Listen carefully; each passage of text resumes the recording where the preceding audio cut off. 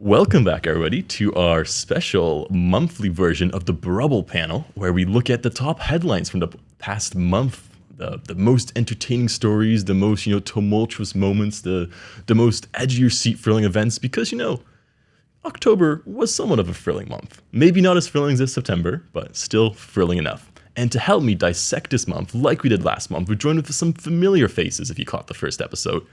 Let's go around the table and introduce ourselves. Let's start you, Julien. You are closest to the camera, I suppose. Cool. Hi, everyone. My name is Julien Joao. I'm a member of Renaissance, the French governing party of Emmanuel Macron, if I should add.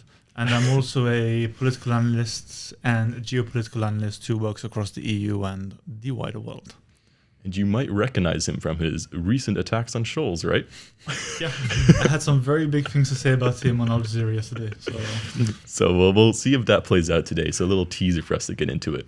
To go to a more humble man, I would say. Is that too insulting, Joao? No, it's perfect. I think Depends to whom. Yes, it suits perfectly. Greetings to you all, guys.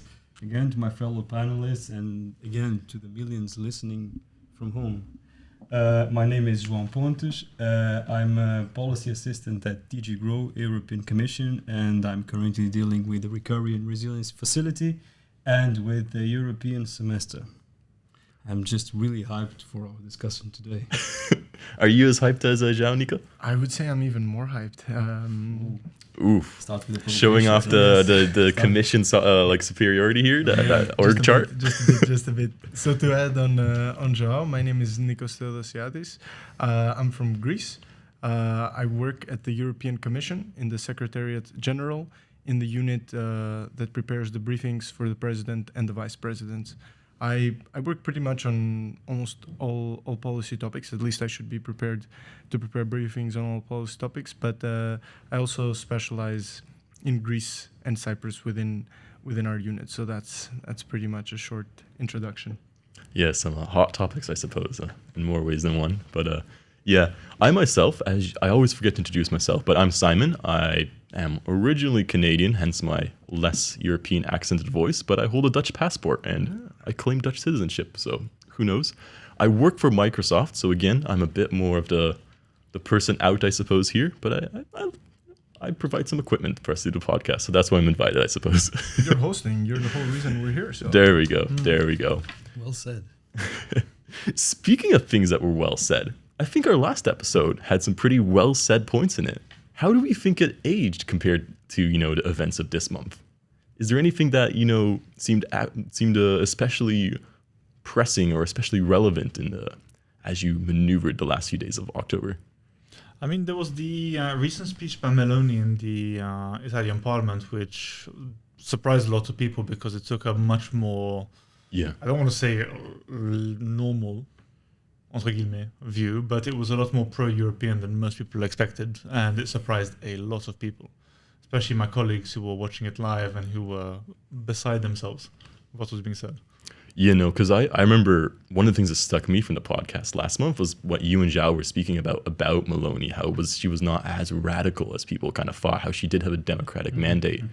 And I've been advocating that point throughout the month, and it seemed pretty smart. So, if you want to seem smart, keep listening to us. Always. Let me just add, she does have a democratic mandate. She was very fairly elected in a very fair democratic process. It's just, I think, some people questioned perhaps her intentions, but I will agree with Julien that the speech, just as an EU citizen, was very positively surprising.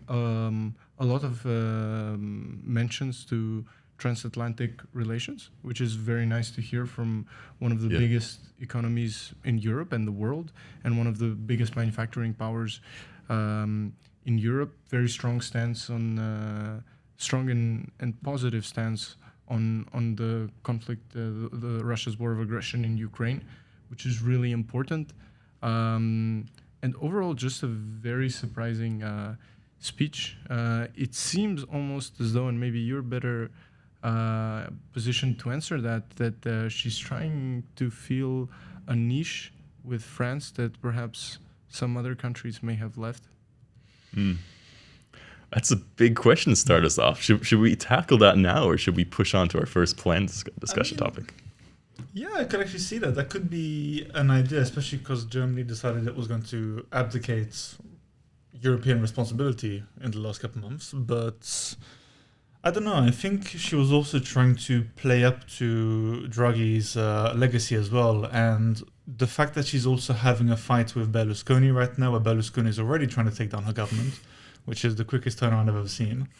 And on top of the fact that she will have had a very good conversation with Macron after her election, it's possible that the whole post-fascist thing isn't as bad as we all thought it was going to be, honestly. But there's still differences, huh? That's a soundbite I was going to say.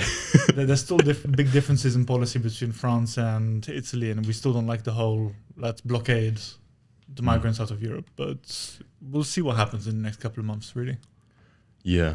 And tying back to this month and the topics at the table this month, I mean, quickly around the table, what was the biggest issue this month? Because when I was writing up the script, I was a bit, I resorted it a few times, I changed topics around, but what do we think for each of us was the biggest issue this month? It was quite a complicated, I would say, geopolitical month. There is a lot of things going on in a lot of places. We had the developments, very surprising in China. Not so much about Xi Jinping's third term, more in the way that things went down, and just hearing from high-level, retired, mostly military officials that China may try to speed up its geopolitical aggression with certain neighboring countries. The war in Ukraine took a turn into the ugly, but it also shows the desperation, I think, of Russia and the Kremlin specifically, and Putin's regime. And then we also had a lot of developments on energy. Yeah.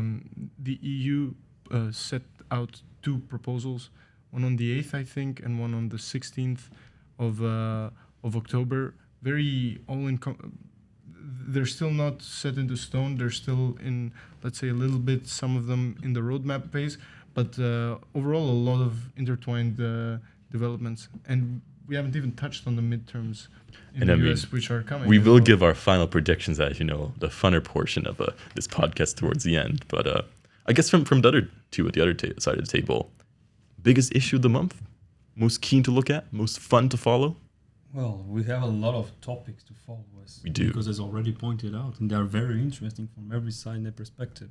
Energy-wise, we already approached last time, and of course the Ukrainian conflict is also pretty much present, but also the initiative, the European political community, which is something that I think we should really discuss, because can it be something for the future, or can it be something that is going to be left to be forgotten? Yeah, and I think we're going to spend quite a nice chunk of time at that towards the middle. So, I mean, if you're watching on YouTube, look at that bookmark if you want to get into the juicy part. But, Julien, any other final thoughts before we jump into Ukraine?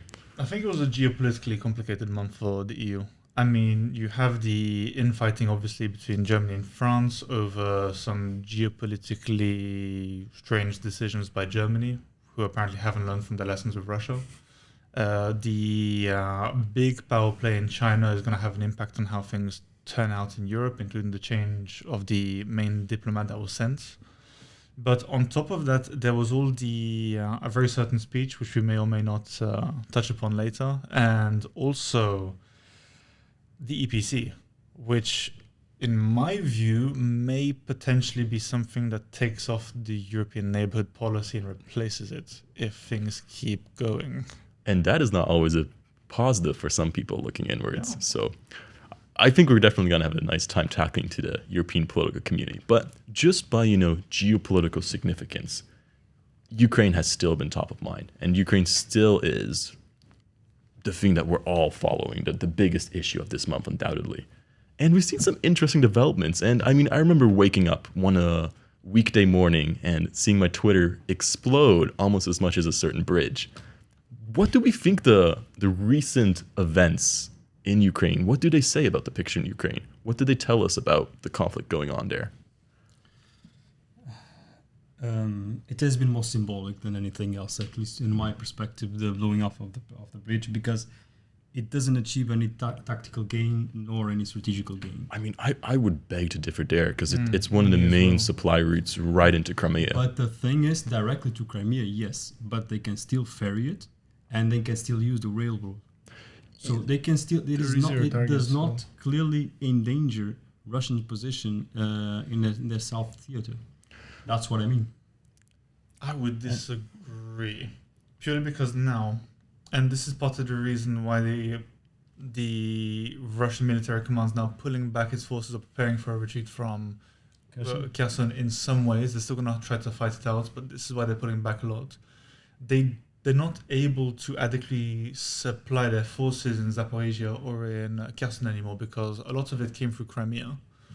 And now that they can't, and they're using pontoon bridges, which are very easy to hit with HIMARS, they are not as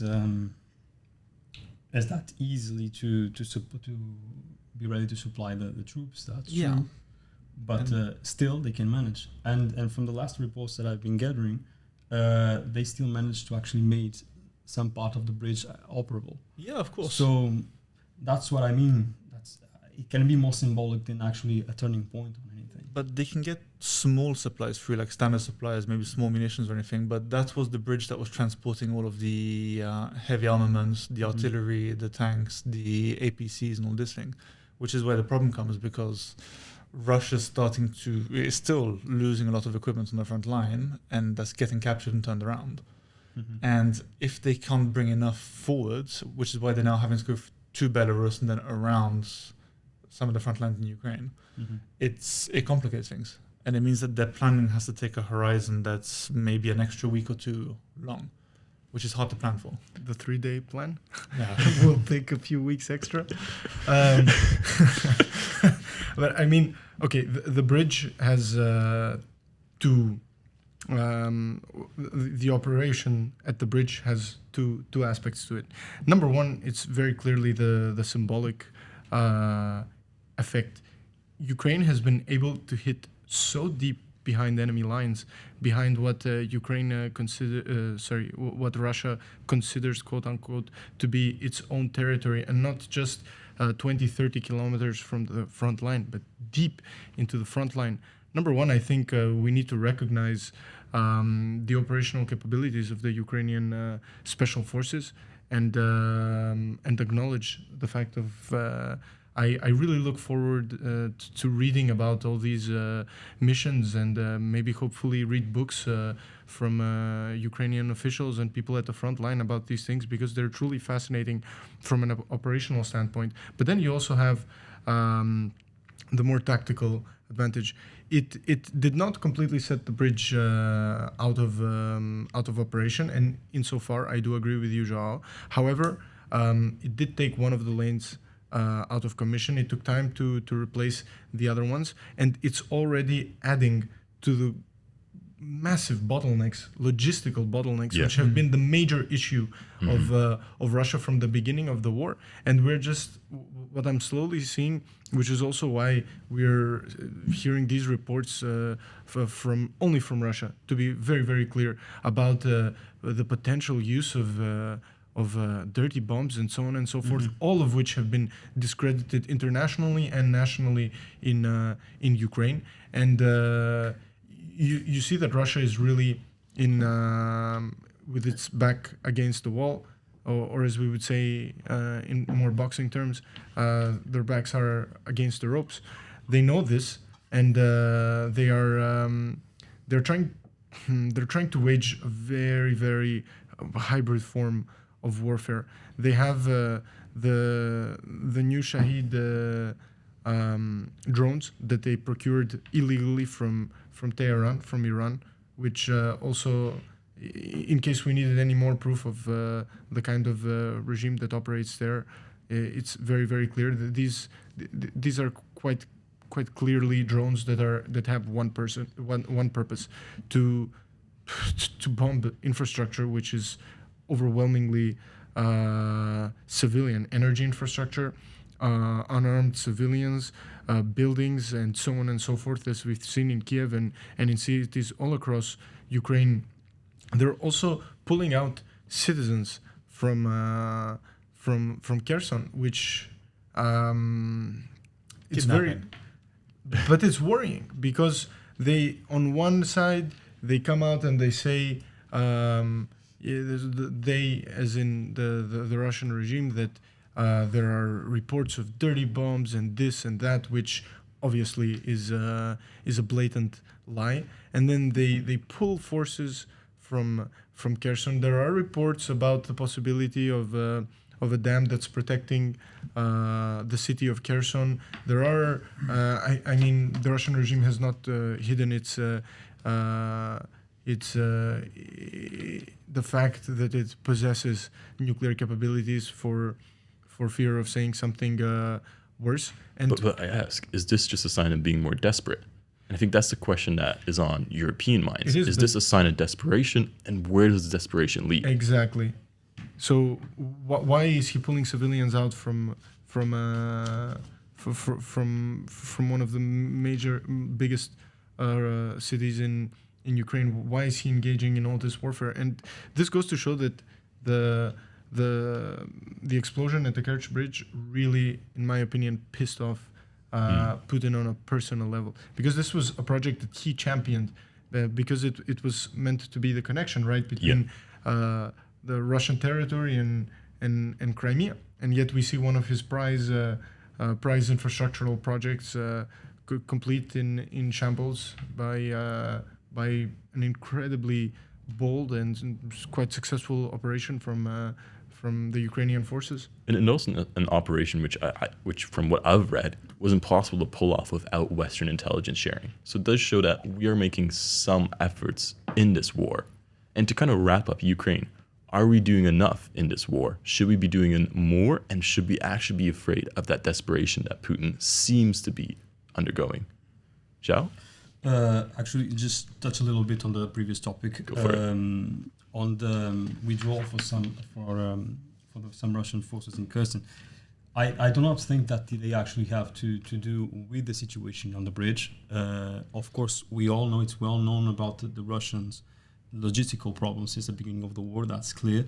Of course, having blown the bridge puts a further strain on that, but they can easily resolve that, or at least can find alternatives for that. And on the Kherson withdrawal, first, militarily is very difficult to defend because they have a natural barrier, the Dnieper, and Kherson city is on the western side, so it's on quote-unquote Ukrainian side. So it makes sense from a military point of view to go back. And second, and Nikos touched on that very well, and actually is one of my fears regarding this conflict nowadays, which is the nuclear power plant. That is the water that goes to the power plant comes from the Nova Kakova dam, so the dam that bridges on that area, and they are fearing that anything could happen there, and of course flood the region and kill around thousands of civilians there, but also the possible implications that it could have on the nuclear power plant of Zaporizhia. This is the most worrying thing, at least for me. Yeah. Julien, do you expect anything to happen throughout the course of November? Or is it a slow winter? November's going to be where we're going to see a lot of pushes. November and early December, while everybody's trying to consolidate positions ahead of the winter, because when the winter comes, it's going to be very hard. I think the Ukrainians will have slightly less difficulty fighting in the winter than the Russians, because the Russians already have... Their conscripts are not being given any weapons or equipment. They're just being thrown in as meat in the grinder. And even their main soldiers aren't doing too hot. So if you have a big victory for the Ukrainian side in Kherson, which I think is more likely than not at this point, then you may see another frenzied push into the south of Ukraine, taking more territory from the Russians. And even in Luhansk and Donetsk, where they're supposed to be the strongest, they're having a lot of difficulties. It's why the Russians are positioning some forces just north of Kiev to distract. But I think the threats of a nuclear attack by the Russian state is still overblown, even though that potential of a false flag dirty bomb attack is there. But I would still say that a false flag dirty bomb attack is still a nuclear attack. Yes, no, but this is what I mean. Aside from that. But going back to the dam issue, there is a big problem where if they're taking an absolute beating out there, then they've already rigged parts of the dam to blow. They've already got quite a lot of explosives rigged up, mines and everything. So if they trigger an explosion, they take out at least, let's say, the top portion of the dam, which will do a lot of damage and cause a lot of flooding. And I think that's more of a threat than a nuclear attack at this point, because they'll see it as the easiest way to do as much damage as possible ahead of the winter. And of course the attacks on critical infrastructure that they have been setting into place, that will, we can foresee like a very, very difficult winter for the Ukrainians by now. And they will have a difficult winter, and I really hope that the EU will pull through, support them any means necessary. But us at home, is our winter going to be that difficult? And here I am trying to transition nicely into energy security, which I think is also one of the underlying debates. I feel like it's lost some of its urgency over the course of the last month, 2 months, maybe because we've actually been doing kind of well in this front. But we've seen a few new, Macron has been touting his energy price gaps, I believe, caps, sorry, not gaps. There's also been the request from the council ministers to voluntarily reduce 10% of emissions. What are we thinking about these energy crisis measures? How do we think those will actually, how successful do you think they'll actually be? Will they actually tackle the crisis somewhat? So let's start from the basic of the amount of gas storage that we have. So this is as of yesterday. This is 93.8% with a daily increment of 0.18%. 14 countries are between filling levels of 90 and 100. I can name them here, but not to waste time. I think in terms of gas storage, we're on a very, very good level. But this also consolidates the narrative that this winter will not be as difficult as the one that comes after. So next year. And this is where I think the measures that we take now really, really need to take into consideration. And I think they are. So one of the emergency measures, not adopted, but proposed for a council regulation on the 6th of October will include, so what you said, the 10% power demand reduction, introduction of a temporary revenue cap at 180 euros per megawatt hour, support for customers, and this is something that also the next generation EU tools, so the recovery and resilience plans, are really, really important, because also in parallel to them we also have the European Social Climate Fund, which is specifically designed to help consumers, the final consumers. And on top of that, we have the solidarity contributions, so the so-called inframarginal revenues from the fossil fuel companies, which is unacceptable, I think, and it's quite understood socially that the companies are making so much money at the expense of all European citizens. And obviously, like any member of society, they need to make sure that they cover their so-called fair share in this fight. And I mean, as much as I recognize the Commission people sitting beside me here, and those are great measures, there has been tension about whether these are the right measures to be taken, even within the 27 member states. And one of the big ones we've been seeing is, for instance, the German-French rivalry on this. And Julien, do you have any thoughts, any explanations on how this is shaping out? I mean, currently, so before I get into the whole Macron-Scholz thing, we're getting quite lucky because the autumn's been very mild and it's been quite warm, and so that's helped. And I think there is a lot of optimism everywhere about getting through the winter relatively well. The energy saving measures are doing quite a good job of saving a lot of energy waste, and like you said, the gas storage is good.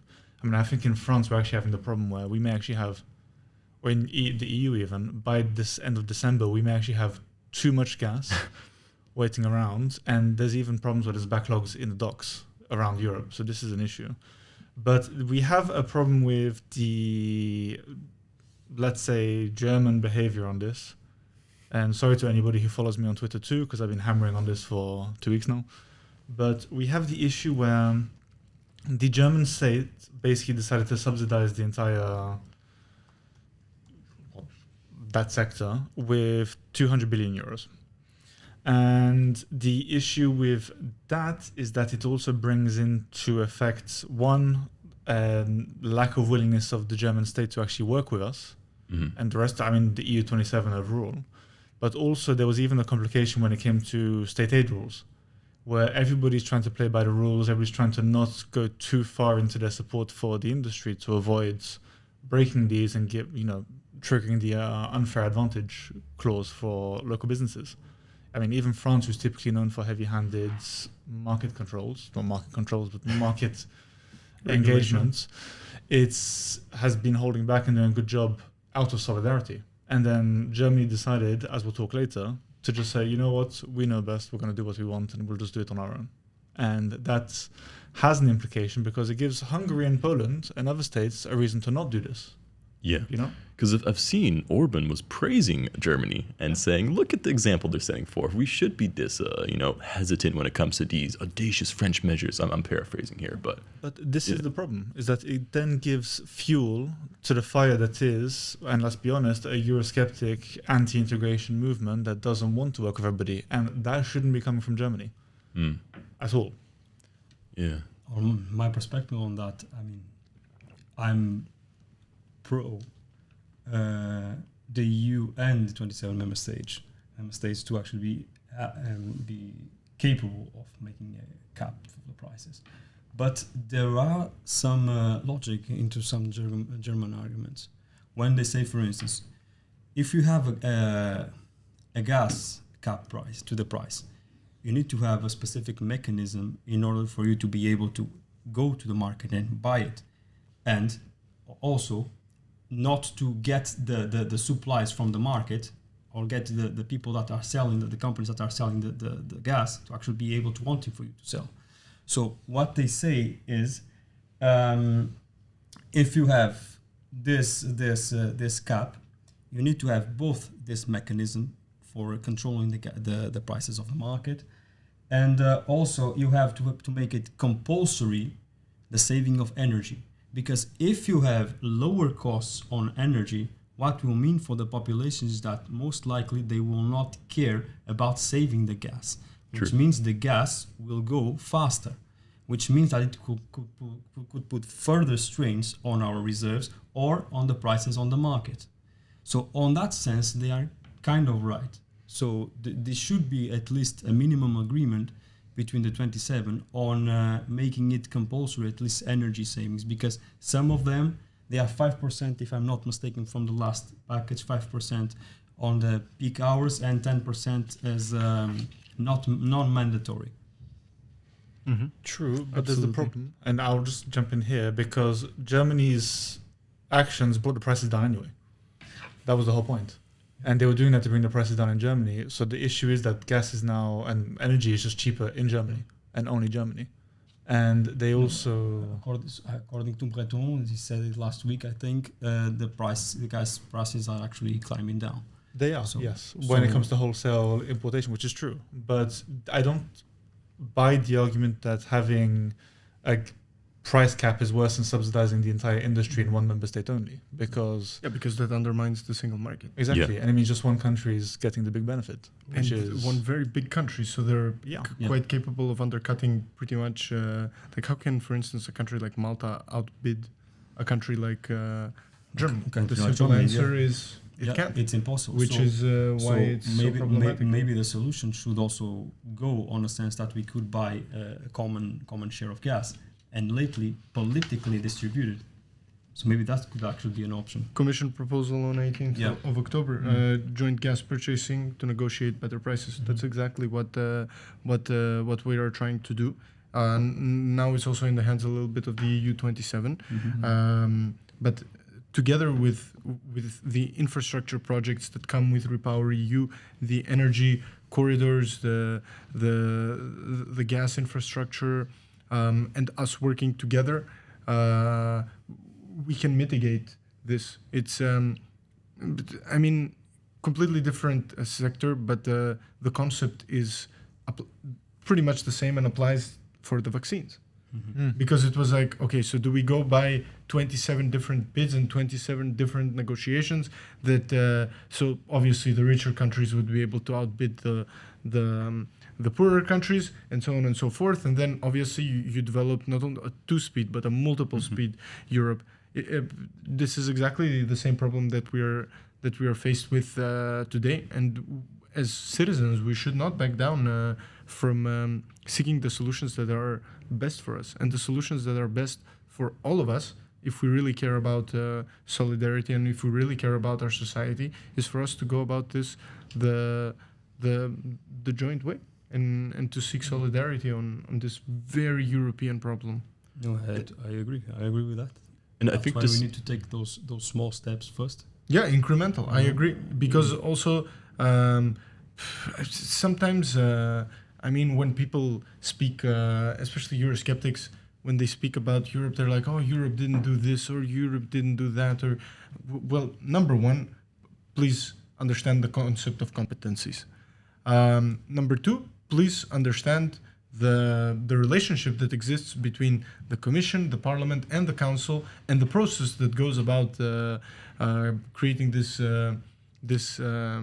either legislative or non-legislative proposals, whatever they may be, even recommendations, because it's really important to understand if we want something that everyone will implement. Because what's the point of having the most flashy law if no one is willing to implement it, and on top of that, no one is capable of enforcing it? on that point then, on the EU Council summit that happened a few days ago, where these proposals were looked at, where they were, and I emphasize, only looked at, their main conclusion was, we'll talk about this again in November. Will we see any action in November? Do we expect this to resolve itself? Yeah, I mean, the issue was that the discussions got too technical and too difficult. It was it's similar reasons why they cancelled the annual Franco-German summit, is that they physically couldn't get a resolution after that summit because they were too far apart. And it was the same thing with the council summit. They basically kicked it to COREPER, which is the Committee of Permanent Representatives that is mostly doing half the work of the council.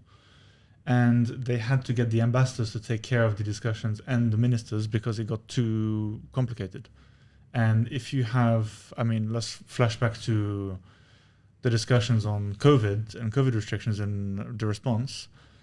We don't want to have another summit where you've got Orban throwing a tantrum. Mark Rutte comes in with his book on Chopin because he doesn't want to listen to Macron talk with Merkel about how we need a common response, That was bad for the EU's image. Mm-hmm. And this would have been equally as bad because you would have had the Frugals fighting with the Eurosceptics fighting with the fiscal doves, and it would have been chaotic. And we don't need that kind of distraction right now. So, it was the right move, in my opinion. But, you do mention it would have been bad for the EU's image. But we're seeing the two major European powers basically disagree on everything lately. And I want to draw this a bit more to the Scholz-Macron relationship, because we've seen them argue about defense, we've seen them argue about energy, we've seen them argue about China. Where does this all lead? What are we seeing here? Are we seeing a breakdown within the EU internally in this alignment, or am I making this look too damaging, too dire? Any thoughts? I think you're better. I can pick up on you. I want to let you guys jump in for a second, but the issue is, you should have picked a picture where you've got the barrier between them while they're trying to you shared on Instagram. Yes, I like exactly. that one. But the issue with the Franco-German thing, and I'll say straight up, it's going to get resolved. They're grown-ups. The issue is that, firstly, you have the German coalition who is being pulled in every direction by every party inside. Half of them don't want to work with each other and are just there out of expediency. But the big issue with this is we managed to, and I'll say we because France was very heavy-handed in this and managed to convince Germany somehow. We got Germany involved in the discussions on strategic autonomy, and that worked. We got the Germans on board for the strategic compass, and they were usually against both of these. And a lot of this relies on us focusing on being Europeans, sourcing from Europe, and working between Europeans to fund our militaries and, equip our militaries. Germany decided that it wasn't really that interested, and it would go to the US and Israel, which is it's allowed to do that, but it goes against its commitments that have been made politically. On top of that, you have the energy issue, where they're trying to do whatever on their own and ignoring literally everybody else who's saying we need to work together on this. And on top of that, you've got the German government cancelling and being very disrespectful to the French delegation in general. You had a meeting cancelled with Prime Minister Elisabeth Borrell last month or earlier this month. But they had school holidays. Come on. Yeah, but listen, children can wait. They'll grow old. But they cancelled the meetings, and then Scholz claimed to be sick, so cancelled a replacement phone call or a video call. Then appeared by video conference in a conference where he announces 200 billion euro funding for the sector, blowing off the French government entirely. Then repeatedly cancelled meetings, cancelled the summit in their own words because of school holidays, and then on top of that, just really refusing to cooperate in general. And then you got the China thing. The port in Hamburg, which has been sold 24.9%, I think we mentioned before the podcast, going to China without inviting anybody, whereas the Commission, the Council, and the French states always included Germany in plans to go to China. You've basically got I'm going to say this quite honestly, you've got a Germany that's acting like Merkel's still around, and it's Germany from 2007, where before the crisis, where it was the strongest power, it was a global financial superpower, and it could do these things. It's a very French statement there. It implies something. French, but I'm just saying for our international listeners, Any thoughts on this as well? As we've seen this unfold to the, I guess, you're somewhat invested, but not as invested. I'm gonna take on the comments that Nick was giving. I didn't even speak the No. But I am French. I know that you. He didn't say anything wrong. No. Just to show that this past two crises, either this energy and the COVID one, has actually been showing something that is national interest first. It has been very difficult to reach an agreement of certain specific agreements in the council, especially when the situation is harsher. And you can Which ones? For instance, in the beginning of the COVID crisis, we do not want to get track on that, but everyone was fighting for themselves, was undermining their purchases on medical equipment, was not letting people pass. That's true. And with the energy is a little bit more what is being discussed here especially by our fellow Julien on the German national interest of going on its own. But in a way, it has been shown, at least this past crisis, that Germany power is dwindling a little bit, especially with the military aggression it was noticeable, and now with the energy crisis that is putting like a further strength on their economy. But it is also a little bit easy to sit on the throne of the French position when for instance, when the Portugal and Spain had this project that it was for MidCat? Yes, the MidCat that was blocked. Okay, and there is an alternative to connect Barcelona to Marseille to export gas, but the main issue is to export for the French. The main issue is to export actually hydrogen, which aligns with the priorities of the EU on greening and energy and stuff like that. But the issue is, since the beginning, Germany was very keen on this project, especially because they could get from other sources the natural gas that they needed. And France knows this. Just to finalize, so not only they undermine this possibility because they don't want gas to be further important, but for the first time, these days, for first time ever, France is shipping or is sending gas to Germany. So Germany is dependent on gas. Strategic was dependent on Russia, and now is dependent on the other EU partner slash competitor. So France actually really has a leverage on this.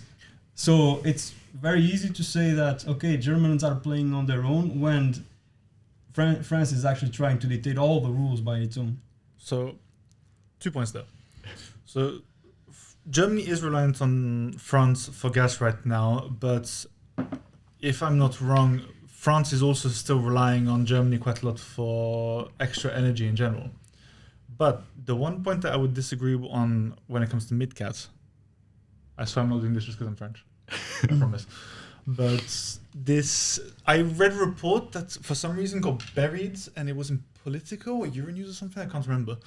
But basically what was found out was that MidCat wasn't actually viable.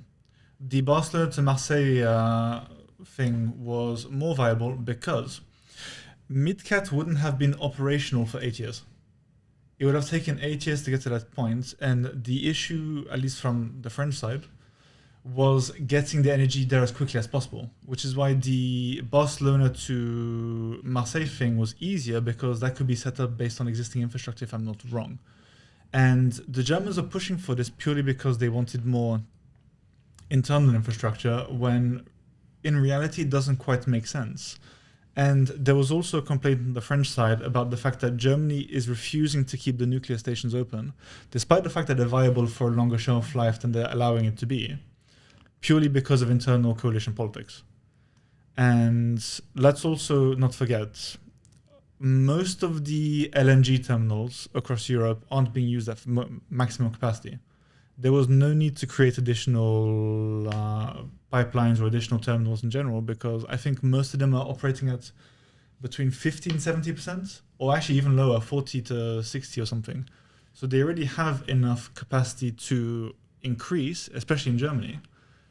At least from where I was standing, even excluding the fact that I'm on the French side, it felt like it was more of a PR stunt to say, look at us, we are actually working with Europe, we're trying to make this thing happen. And let's also not forget, it was initially not supposed to go to Germany, if I'm not wrong. It was supposed to be an Iberian and French initiative to solidify our positions.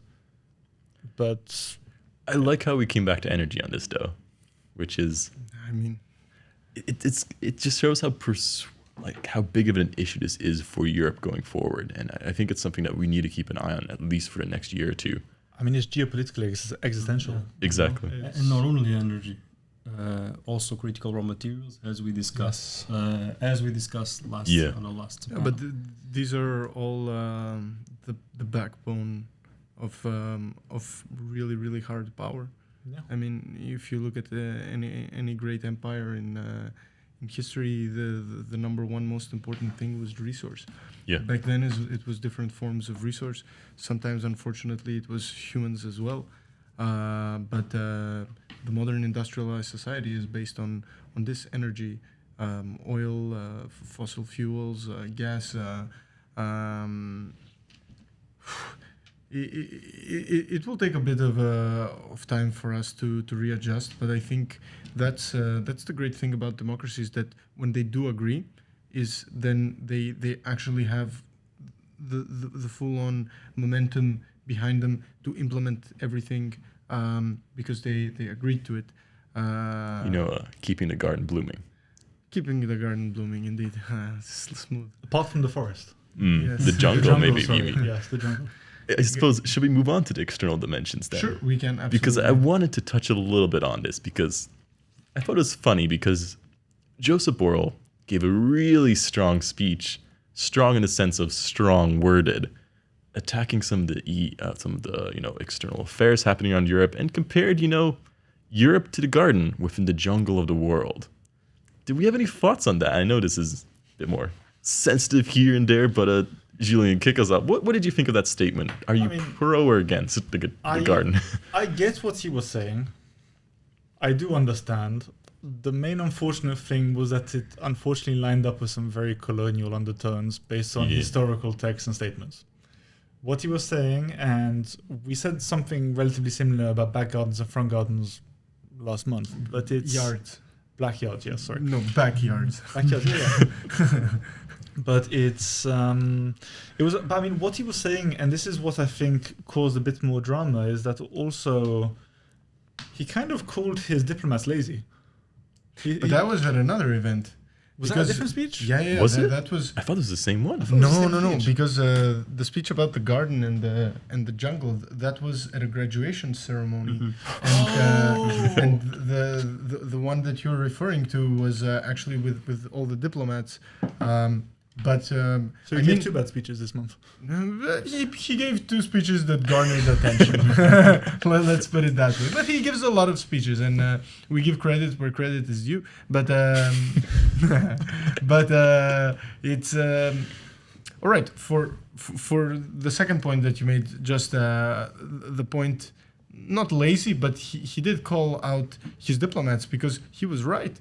He learned about things that he needed to know firsthand before anyone else knows it as the top, like through the news. Yeah. Like that, if anything, undermines our global position, not position, but like the way that people inside and outside look at us as a European Union. And regarding the comment on the garden and the jungle, I think he has had a chance since to defend himself, and certainly I can't add too much on that. But I do just wanna I think from my perspective personally, the way that I look at it is when times get really rough, things are tough, and the situation that we find ourselves is difficult. Let's say our family, our community, our immediate surrounding, all of a sudden, our neighborhood becomes closer. We out of necessity, existential and instinctive due to survival, we are forced to be closer to each other, so that because it's easier to survive, you have higher chances. And I think from that perspective, perhaps the words had some may have been misinterpreted, but given the context that we are, I too want Europeans to prosper, and this is nothing about people. I want the whole world to prosper, but right now, whether we like it or not, Europe is at war, and I think our immediate community and compatriots and citizens all across Europe need to be safe, sound, warm in the upcoming winter. And I think that's back to energy. No. But I think that's sometimes what we mean. And our friends, and foes will always find something to nitpick, to latch on. And not just that, but even people internally, people that disagree on an individual, on an ideological, on a political level, but sometimes also garnering not bad attention, but like garnering attention means that you're doing something good. Any thoughts on that as well, Joao? Because I know you want to take this in some other direction too. Yes, no. Since the first speech, High Representative already had the chance to clarify himself, at least what he wanted to say. So on his version, he was pointing out the characteristics, or tried to point out in his explanation, the characteristics that makes European Union this perfect garden, which I think we all here can relate to this, which is the political freedom, economic progress, and social cohesion. And on his view, and I think it's a fact, most of the world, unfortunately, do not have the chance to have all of these three characteristics. So he then further added that the European Union in this case should not and could not revert to a fortress, so staying close to its own. And also that the European Union should not lose its compromise towards the rest of the world. This was were its statements. But catching up on the jungle side, because we've only been speaking about the garden, perhaps this is try to understand this jungle side in our current international order. Perhaps it's rapidly mutating into a multipolar one and potentially displaying a little bit more of its traits of anarchy. This week I heard from a former Finnish foreign minister what he thought about what would be the next decade and how could we summarize our international order with 3 C's: conflict, competition, and cooperation. Just anarchy is what states make of it, as a great academic once said. So there's always opportunities and there's always threats and risks, but it's really up to us to make what we will of this. And Europe has in no way hidden its intentions to support the world, especially those countries that are underdeveloped when it comes to food insecurity, when it comes to supporting youth, for instance. Very recently, DG INPA, the Commission, through the work of DG INPA, proposed the EU Youth Action Plan, in external action, and we're also doing so much to try to support the food insecurity that, by the way, is 100% a result of Russia's unprovoked and unjustifiable aggression. Yeah. And I think this is a great way to segue into the European political community and kind of our ambitions in that arena.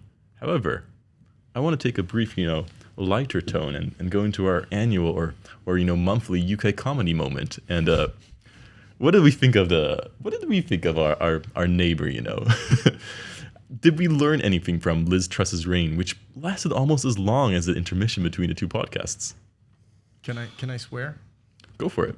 So I think don't fuck with the market. Yeah.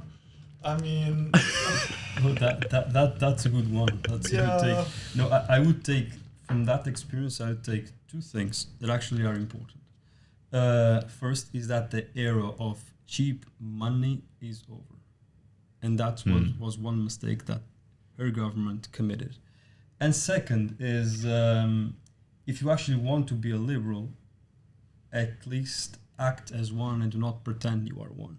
But did she want to be a liberal? That's the thing. She's not. But that's the thing. That she tried to promote, tried to pull off this spectacular plan to recover her economy and shield the consumers from the gas prices.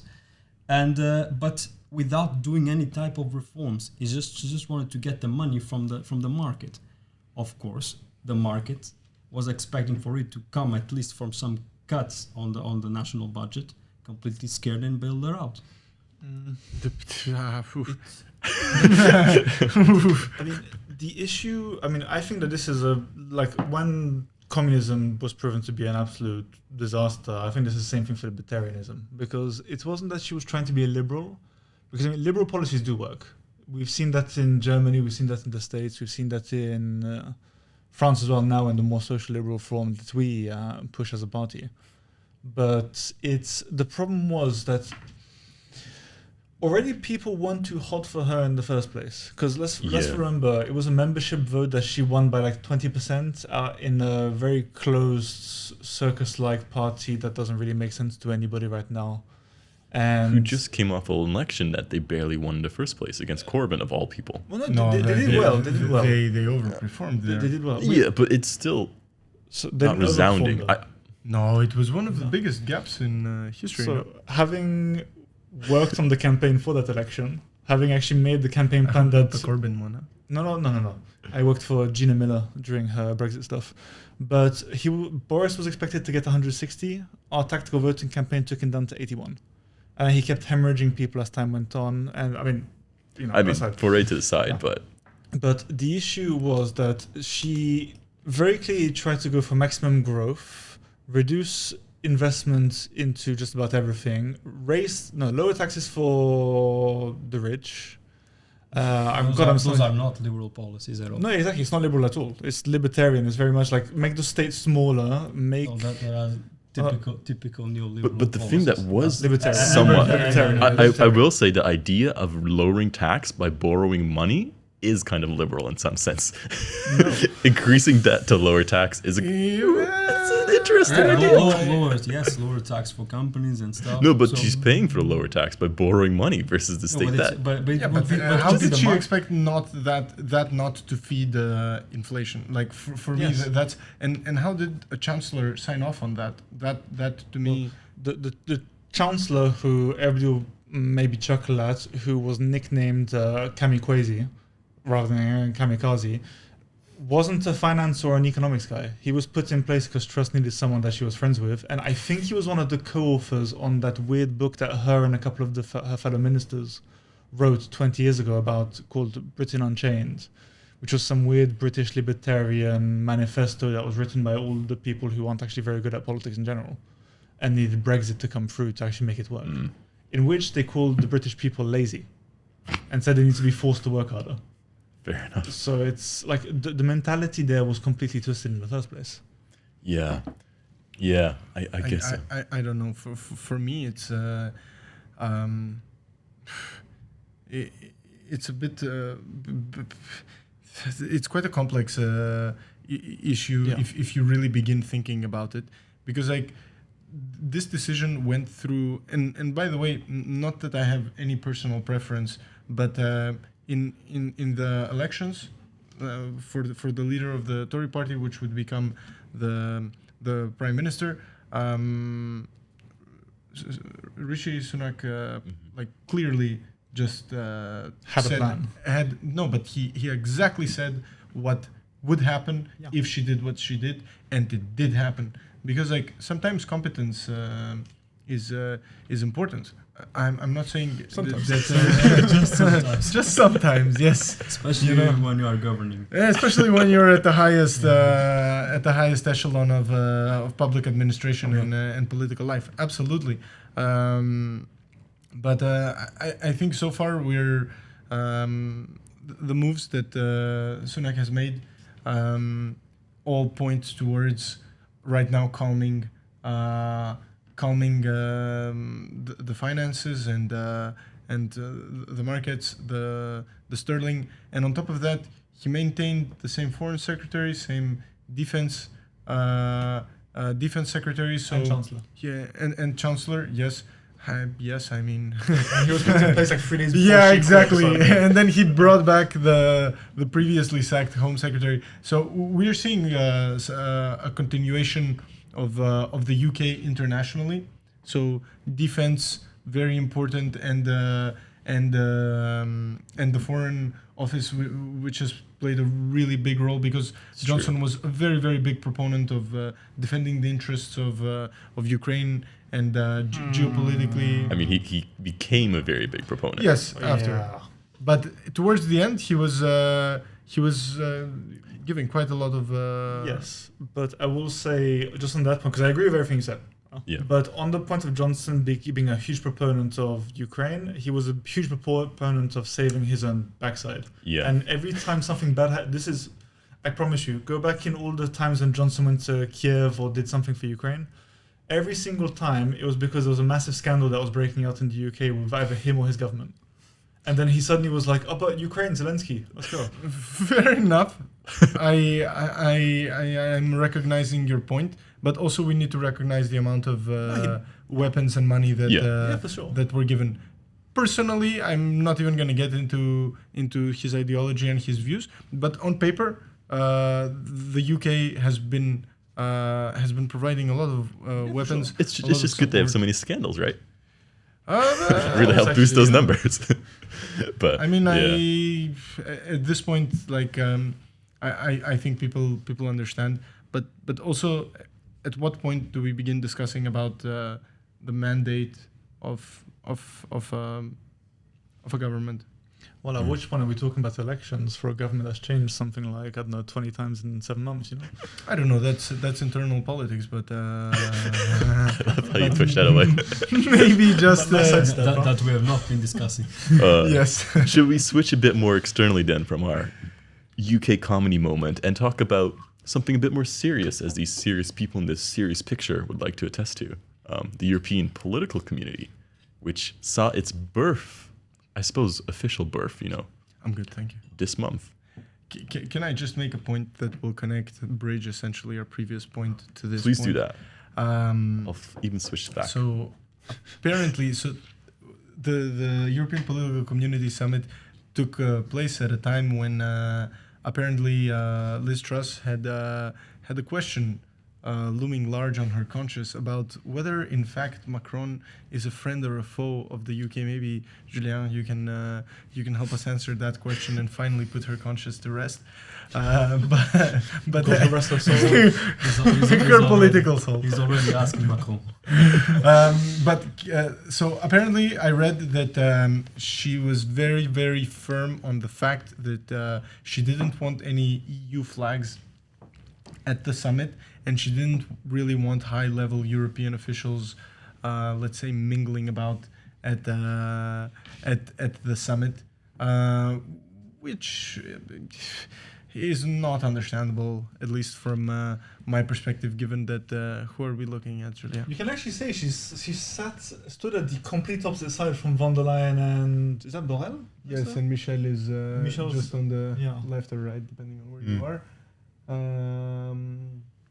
Yeah, no, so actually that may be a point. She's just trying to stay as far away from the Europeans as possible. Yes, and really the highest echelons of EU leadership. But I honestly have to say, I didn't exactly know what to expect when this whole EPC summit and this whole community was I agree. was developed. Yeah. Like I was thinking to myself, is this the beginning of a two-speed Europe? Are we beginning to create something bigger than Europe? Is this a way of integrating countries that are finding the difficulties and hurdles in becoming EU member states? But I think that it answered my questions to a very large extent. I don't know what you guys will think, but in my opinion, it is a little bit of a forum. I think its absolute necessity, the way I saw it, is not to find always solutions, but the fact that all these people can gather around at a single place, at a singular moment in time, every once in a while, and discuss really pressing European issues.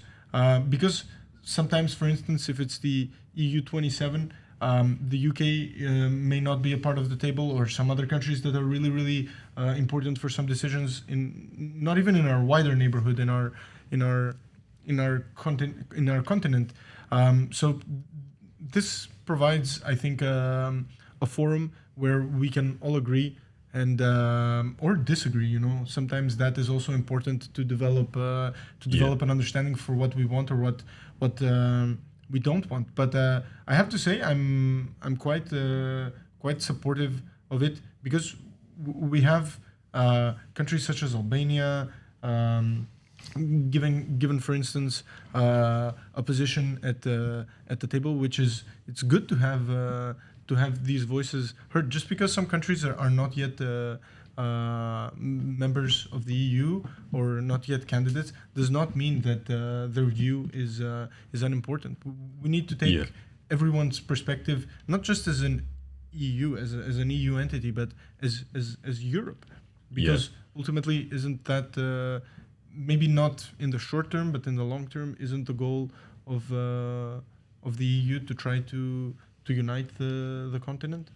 Yeah, because when it was announced too, I shared your bit of confusion in a sense. And I mean, like, that got reinforced today when I was looking it up. And when you Wikipedia it says like European political whatever 2020 version, which really shows how much it like thinks of the format in itself. But I do agree. I think there is some use to having this kind of political forum in a sense. I'm interested to hear what the other side of the table has to say about this, though. No, forum is always important to have people in countries together. But I mean, is another forum with yet no deliverables? True. That's the issue. Because it's not the first time that, for instance, the French try. This is not the first attempt that they have to this type of. We like communities. Yes. I like the I know, but and you do, yeah. And yeah, you like that, and yeah, and like for instance, I just can recall the initiative of Mitterrand, and also in 2008 Sarkozy with the Union for the Mediterranean, which actually was like a forum between the EU and the Mediterranean neighbors that led to nowhere. So and when this was launched, it was like stated by the French French president that this would provide to democratic European nations, quote, that have shared core values to cooperate on a variety of subjects such as security, energy, and free movement of people. Okay, to this point, okay, it's a larger forum, so it brings other countries. Some of them actually that traditionally can be perceived as in the Russian sphere of influence. But touching on the specific points like security, can we actually talk about security in Europe without the US at this point? This is my first question mark. But that forum is NATO, for instance. Wait. Yeah, no, what? That forum is NATO. Without the US. No. But what I mean is they have this forum and they want to talk about security. Can we talk about security in Europe without the US? Yeah.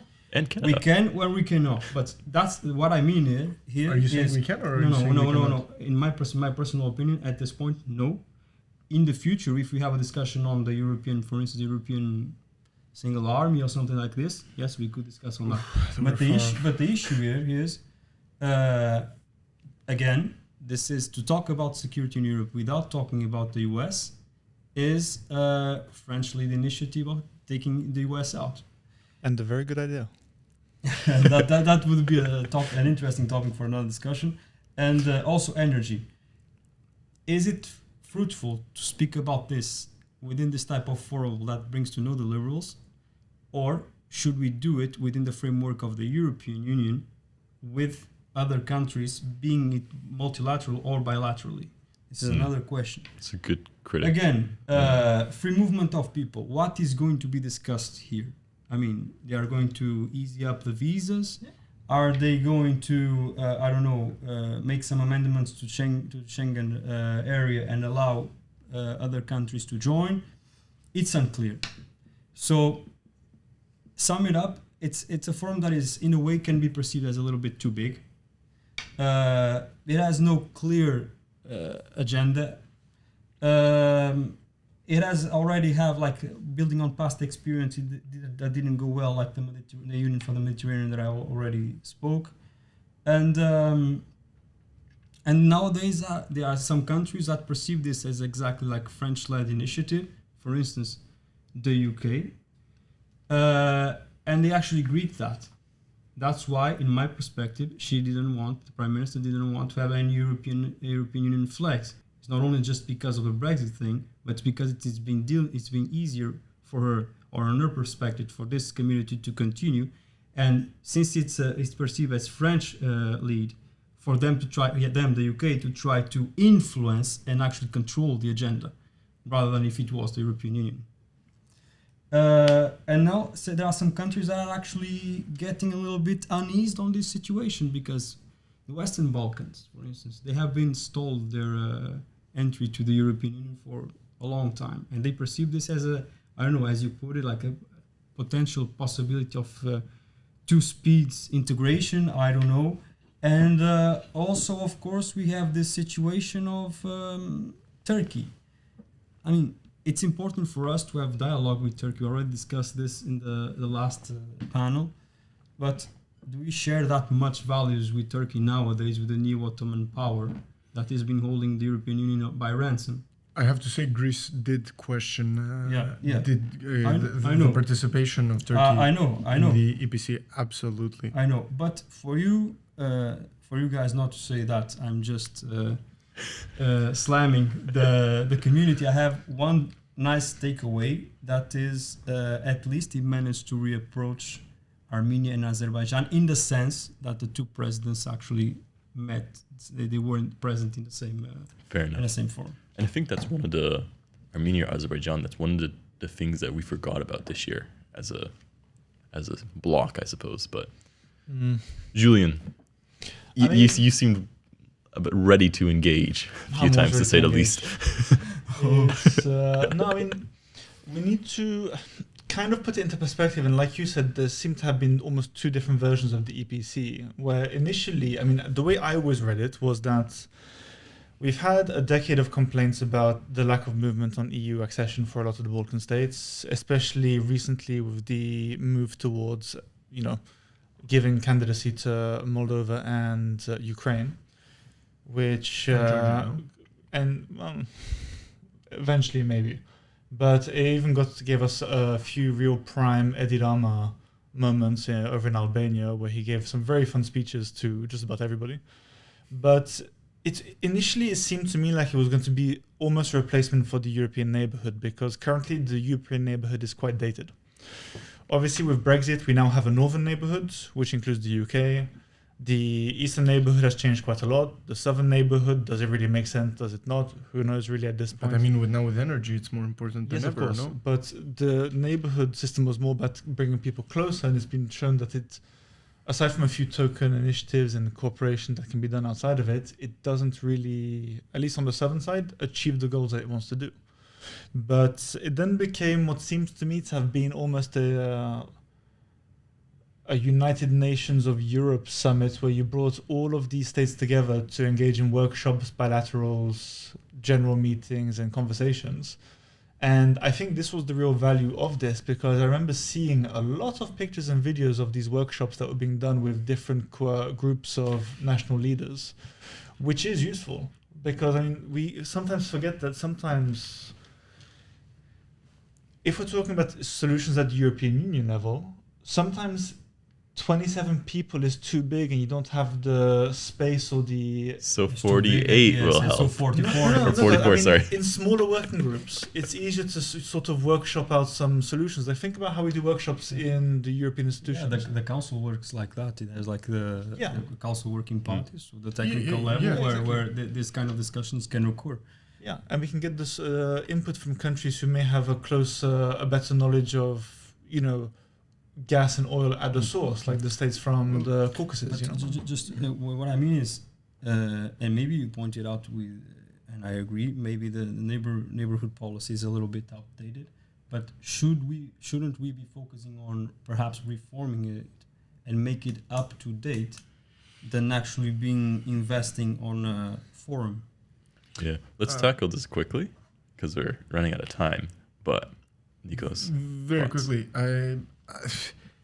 yes and yes. Like, yes, we need to reform a lot of things that currently may not be functioning to the optimal level of Pareto efficiency within the EU. But at the same time, if you just think about it, more from, let's say, a social perspective of leadership, the fact that you have the 44 leaders plus von der Leyen plus Michel, people that deal with the highest echelon of EU legislation, people that are the most influential political individuals in their own respective countries, the fact that they're together in one room, like you said, Armenia and Azerbaijan, it would have been, I think, difficult to get them to I don't know, if Chancellor Scholz or President Macron had said, I'm inviting these two, the leaders of these two countries here to discuss that. Whereas they went to the summit under the guise of the summit, and there they were able to hold, I believe, 2 meetings, which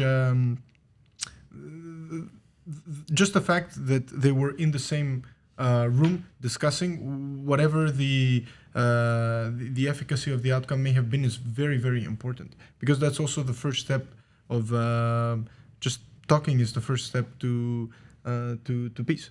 And just to add to that point, we also need to add that I get what you mean about, maybe we don't need to do this whole new EPC thing, there's maybe other ways, but let's also remember where we were mid last decade, where everybody was saying, nothing's really working, nothing's really going anywhere, we can't really make any reforms, etc., etc. And, again, maybe I'm slightly biased, but we've at least got now actors in von der Leyen, Macron, and at the point Draghi was still around, I think, where they've just gone, look, things aren't working. Okay, let's try a different way. Let's reform the accession process and change the acquis, not the acquis, but the checklist. Okay, we're not able to converse with everybody properly through the forums we've already got. Why don't we get everybody in Europe together and get them into a room and chat together? I mean, it may not work, it may not be perfect, but at least we're making initiatives to actually find solutions to these issues. Because if we have these complaints from everybody saying that things aren't working or they're too slow, I think we need to maybe stay more positive when we're looking at things that could actually make breakthroughs. And like you said, would the Azerbaijani and Armenian leaders have met if it weren't for this conference and Macron didn't basically drag them into a room 2 times? Probably not. But we've at least had some solutions to issues and they seem to have worked out. And I believe the energy price cap and even some sourcing issues were actually resolved in this as well. That's optimistic, I suppose. But, I'm not going to comment this to that. I think your last point, or your second to last point, is a good way to kind of wrap it up, where at least we're moving in a direction. We're moving forward. We're proposing new things. We're not sitting around and waiting for the world to move around us. We're taking some leadership here and there, to really push forward the European agenda, the European values, the European approach. And I think that is cause for optimism. And I know you've played devil's advocate, Joao, a few times. I enjoyed that today. And Thank you. with the more positive people beside you. And I'm curious to hear, as we wrapped up last time, what's the one word we'd use to describe this month? I can go first. I'd say tense. Because I know it seemed like a month that went by quickly, but I felt like at each moment, there were so many issues which could explode into something bigger. And I feel like it's building up to something, some kind of conclusion or finale, which I don't want to see. But it's going on, it's tense, I suppose. But maybe that's my unprofessional opinion. I would go with tenacity.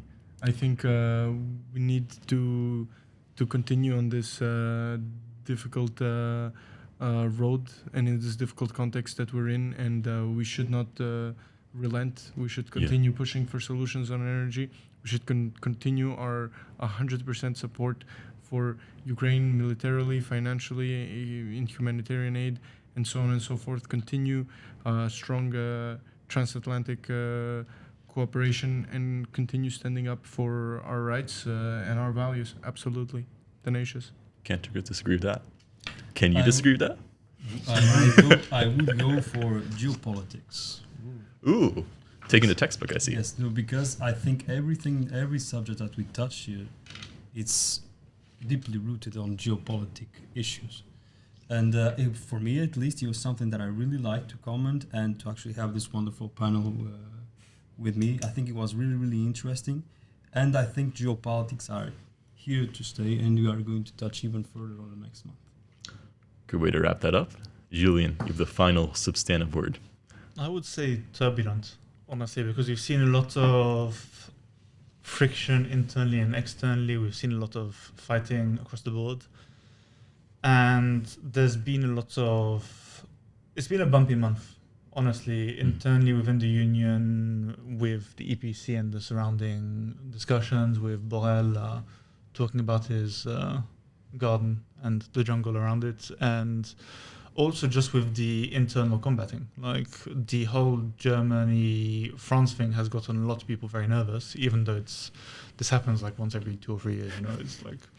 But it's my first time being in a cycle, so cut me some slack. It happened with France and Italy last year, I believe, as well, where did Macron also went as far as to recall the ambassador? Oh no, it wasn't last year. This was when Salvini was the premier, I think. Yeah, I recall that this happened. So it happens. Yes. The question is, if it happens often, does it happen over vital interests? I'm trying to wrap up this podcast here, Joao. I'm sorry. On the next episode. But you finished your thought? Yeah. Okay. Well, I think that means we've also finished this podcast in a sense. Any plans for our longer break coming up, people? Final vacation destination stuff? I'm heading to Lille, making second time in France, which... Second time in France. I don't know how I feel about that. Where was the other place you went? Paris, of course. Original. Very much. I'm actually going to my mom's birthplace, to Crete, to help my family pick olives to make olive oil. Nice. Sweet. Very Can anybody nice. beat that? Joao, no? Very nice. You're sticking No, around? I'm going to stay here in Brussels. Someone needs to take care of the business, right? Someone needs to read the newspaper. We prepare And I the thank you next for session. that, Joao. So, I mean, I'm with Joao on this. I'm just going to be here for the long run. Well, we'll all be sure to keep you entertained, and we'll hopefully check back with you next time. I think we're going to plan to do, if we're all still up for it, we'll plan to do the top headlines of 2022 and kind of rank them and see what comes out top, what comes out bottom, and see how that goes.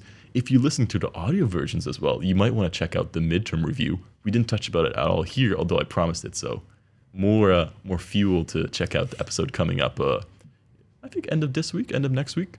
And yeah, I think it should be pretty neat. So thanks for listening in. Catch you later, and thank you all for the guests as well. So Thank you for having us. Thank you for having us. that wraps it up.